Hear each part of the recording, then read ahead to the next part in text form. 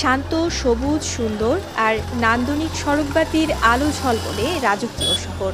দক্ষিণে প্রবাহমান পদ্মা আর এর ছায়াসুনবির প্রকৃতি যে কাউকে চিনিয়ে দিবে এটি দেশের উত্তরাঞ্চলের ইতিহাস খ্যাত নগরী রাজশাহী।